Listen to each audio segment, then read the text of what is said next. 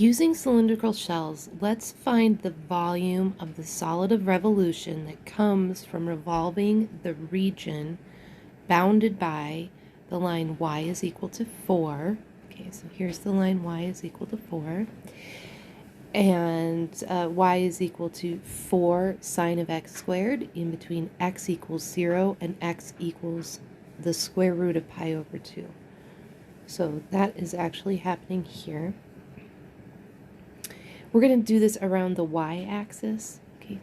So the important thing here is that we have to remember what region this is. This is the region that we are talking about that will be revolved around the y-axis.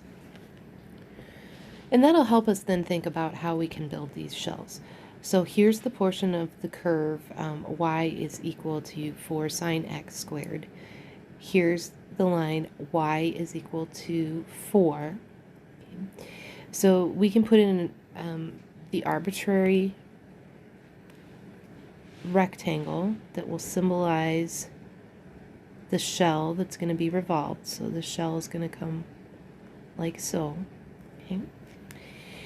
I could draw it down here too, just for fun. Okay.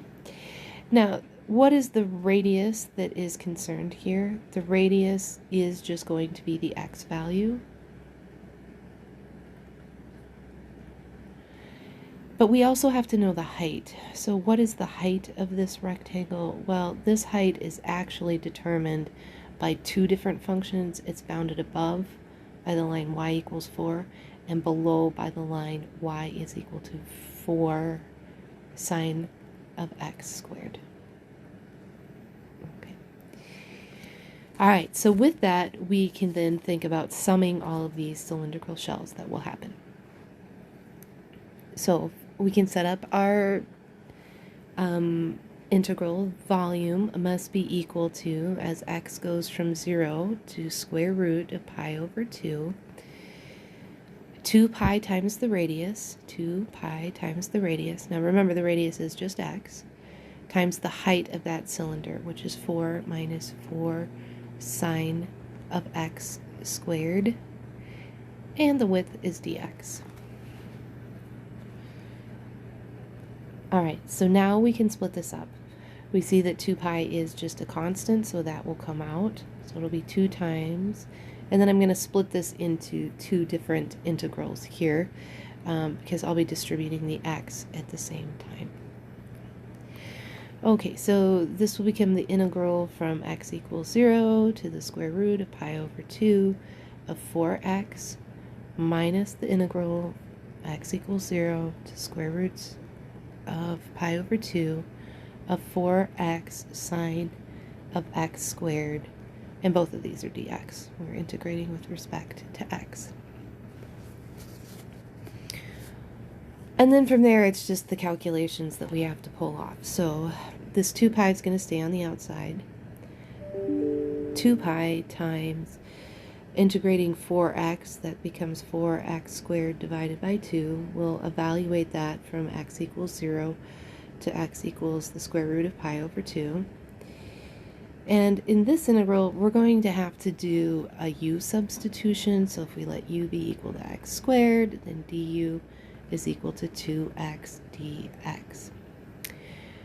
So I have more than 2, I have 4 there. So I'm going to pull 2 of it out, so this will be minus 2 times, and that will leave x equals 0 to square root of pi over 2, 2x sine of x squared dx, and this will be a very easy u substitution for us.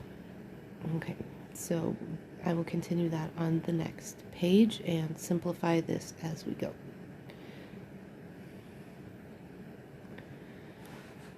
Okay, so 2 pi is times the entire quantity.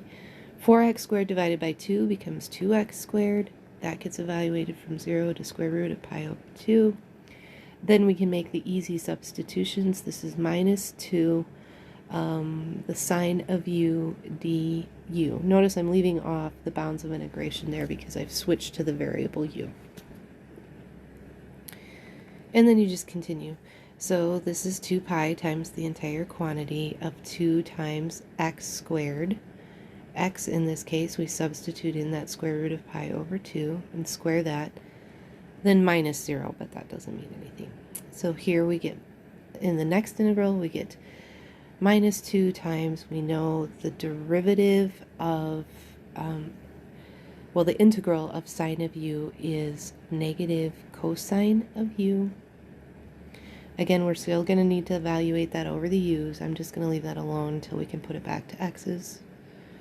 So this becomes 2 pi times 2 times pi over 2, which is just pi, then plus 2 times the cosine of u. But let's just put it back into x's because we'll evaluate there. Again, from 0 to square roots of pi over 2. And continuing, this becomes 2 times pi plus 2 times the quantity. Now let's evaluate this. This is the cosine of the square root of pi over 2 squared is just pi over 2 minus the cosine of 0 squared, which is just 0. And we are almost finished. This becomes 2 pi times pi plus 2 times the cosine of pi over 2 is 0 minus the cosine of 0, which is 1. So we get 2 pi times pi minus 2, which is 2 pi squared minus 4.